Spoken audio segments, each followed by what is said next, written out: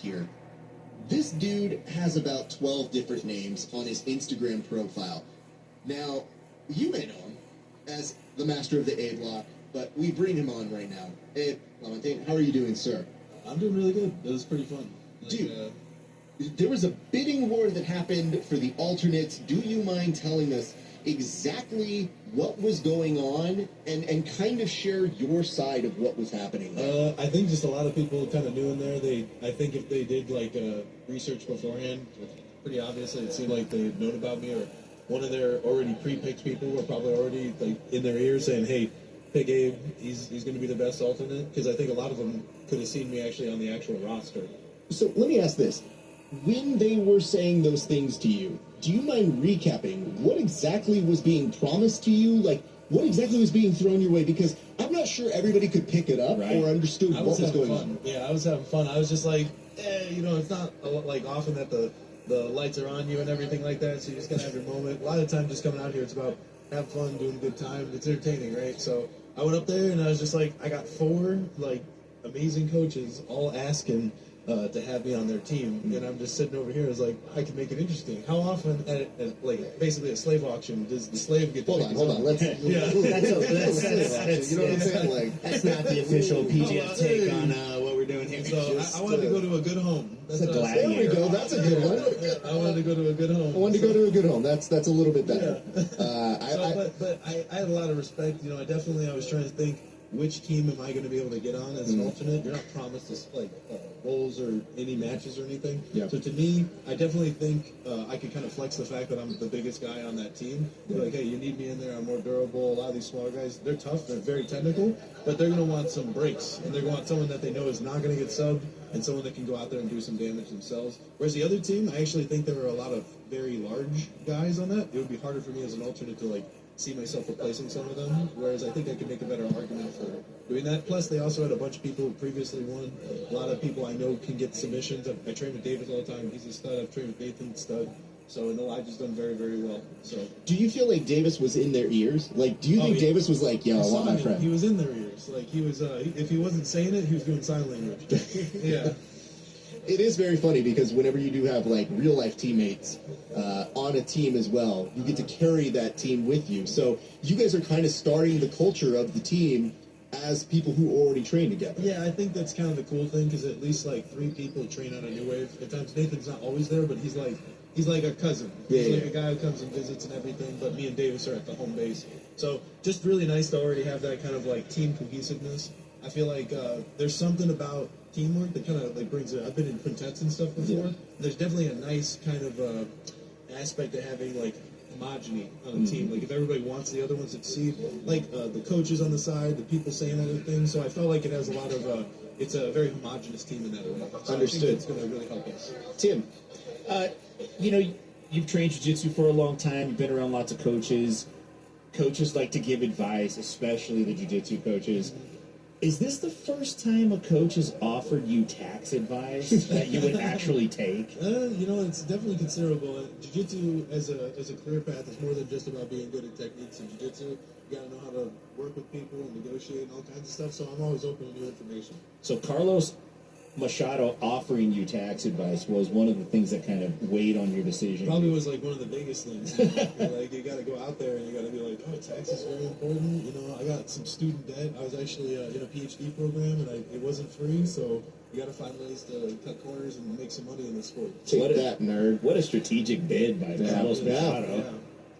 I'm in Austin, he's in Dallas. I saw the seminars were way more likely there. I was 3 hours or a 16-hour flight to London. What do I got to get that flight too? Sorry, Hodger. So, what if Hodger had actually thrown in the flight? Would that have changed things for you? That would change some things. But he needed to up his negotiating power. Was he going to also give you tax advice, though?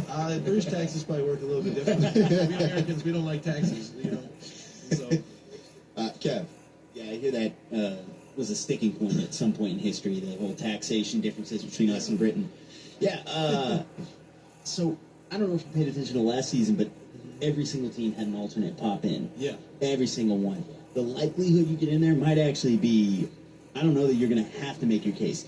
Yeah. That said, if you were gonna, who's the teammate?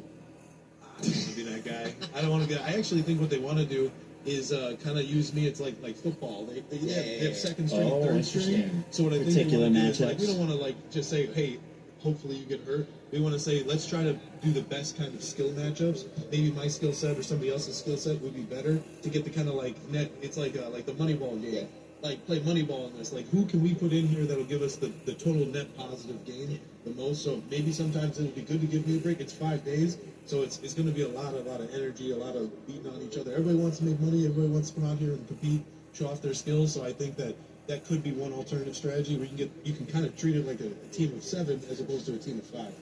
Smooth Comp randomly selects the matches, right? It's going to put them out for the next 4 days. But if a coach puts you in as an alternate, those are matchups he can actually control because he knows who the matchups are. So if they get somebody like let's say like Andre is, It's a bad matchup. It's a bad matchup. That would be interesting. Yeah, So definitely. theoretically, based on what we were told last season, illegal, injuries only. However, should be legal. And Brandon, being a reasonable man, might be open to this conversation. I think it holds a lot of weight there. I really think suddenly this game becomes much more strategic. It becomes much more interesting, and your alternates are really suddenly extremely valuable. important. We may have to suddenly start building a 7-man roster from the initial budget. Interesting. That's Can an they do interesting that, man? tactic we're starting to see played out, like purposely played out. These coaches are paying attention. I think the idea of being like, well, LeBron's going to take a little bit of a breather. Yeah. But we're going to bring up our starting B team now coming in. Yeah, you guys basketball fans, you guys know Jamal Crawford, the perennial 6-man. Sixth man. Yeah, dude, when you needed a scorer, he's not great defensively, so you had to use him piece by piece, same way James Harden was used by Oklahoma City, back when he was with Kevin Durant and Westbrook. Like, you'd put him in when you needed a particular lineup. It's a very common strategy in basketball. I think it should make its way to jiu-jitsu. Counting strategies, like some people are just going to be the kind of people you just know, hey, this guy's not going to get subbed. And maybe we want to make this guy who's more likely to sub somebody, like the kind of guy you want. So Interesting. it's like rock, paper, scissors, and sometimes both people pick rock. You put your shooter in against the couchables, and then when you get somebody who's a monster, you throw out somebody who's not going to get subbed. Throw out your stopper. Minimize Nice. or maximize skill discrepancy. Abe, what is the likelihood we end up seeing an A block here? Because you keep score, and you're very good at it. Yeah. But leg locks are a little less than kills. Well, I would say if I was a weatherman, calling for rain. Jesus Christ.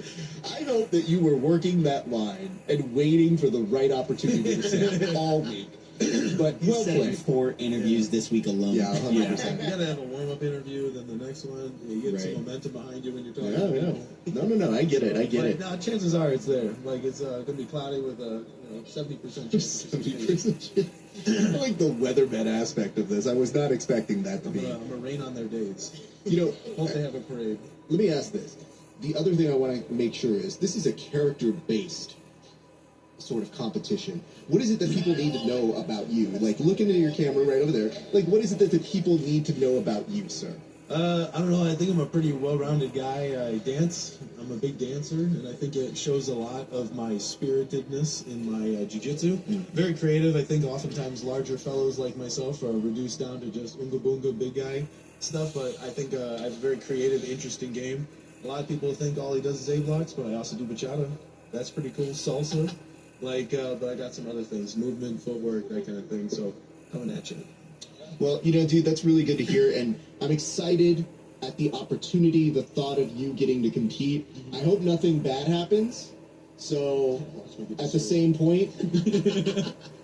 Wait, did you say you were just hoping for one person to get injured? Is that what you were saying a little It earlier? seems like my team might be commendable to some rotation, so, no need to.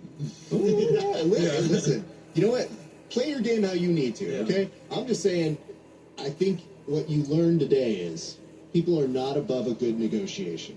100%. So maybe you just need to negotiate the right way to your team to get your spotlight on. All I'm thinking is that I wish PGF used real money in the bidding, and then we got the money. That'd be kind of cool. like 1900 right off the bat. So they used to do that, Yeah. and it gets crazy. I bet it gets real crazy. Bro, you Imagine. get so butthurt. I'm just Yeah, like yeah, sitting yeah. here and I'm like mad that I got only 200. The budget, dude. The Yeah. budgets used to be way smaller. Season 5, I went for $900, like $1,100 on it. I was like, hell yeah, hell yeah. I'll take that. And then last season, I went for $100, and I was like, thank God. Because then you gotta see the big oyster. You can't just look at the little one. But it's Yeah. nice to have some guaranteed profits. I mean, listen, dude, you look like you're stoked. I'm going to be watching you because, I mean, I'm going to ask one of these last questions, which is, are you a cop? I'm not a cop. Okay. Because you have to tell me if you're a I'm cop. required to say that. Yeah. Just based off of, you know what I mean? Like, just Yeah. the look in the profile. Dagestani to Dadastani. So, like, Wow. yeah. Data Stanny. Call Wow. me Data Stanny. Data Stanny Yeah. is probably the hashtag that we'll take off. Listen, from they us. took my mustache from me. They bullied me out of it.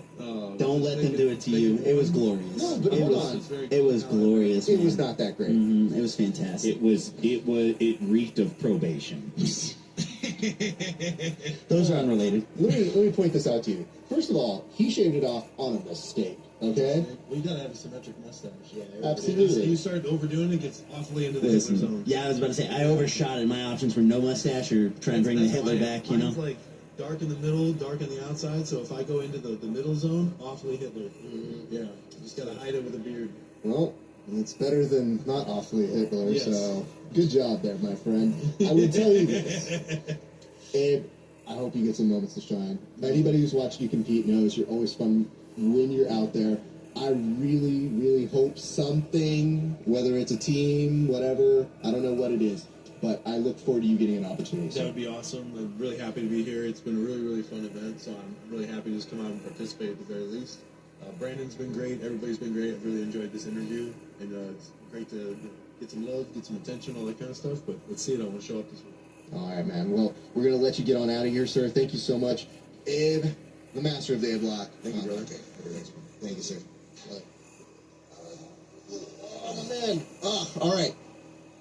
Yeah.